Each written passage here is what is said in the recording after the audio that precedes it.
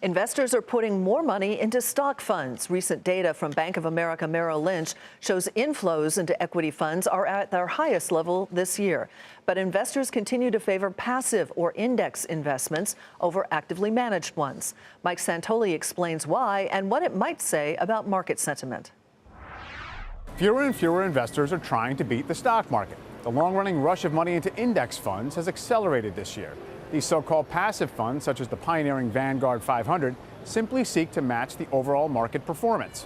More than $900 billion has flowed into index funds, including exchange-traded versions, since 2009, with $160 billion entering in the first half of 2016 alone.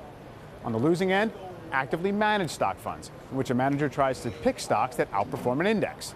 These funds have shed more than $200 billion this year, according to industry estimates. Now, the virtues of index funds are well known. They deliver broad market exposure while charging very low fees and minimizing taxes.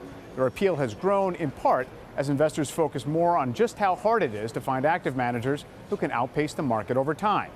Now, of course, indexing also becomes fashionable after a bull market has been rolling along for a while, as the current one has. And the strategy's popularity has often peaked just as stock pickers began to mount a comeback. Some market analysts suggest we might be nearing such a point right now.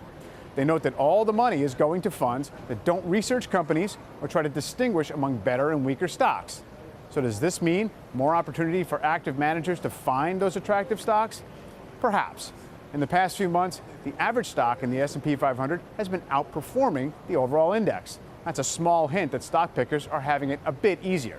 But active fund managers start with a handicap of higher fees and a lot of academic evidence that investment skill is fleeting. Stock pickers will have to go on a convincing winning streak against the market if they hope to turn the tide against those efficient, mechanical index funds. For Nightly Business Report, I'm Mike Santoli at the New York Stock Exchange.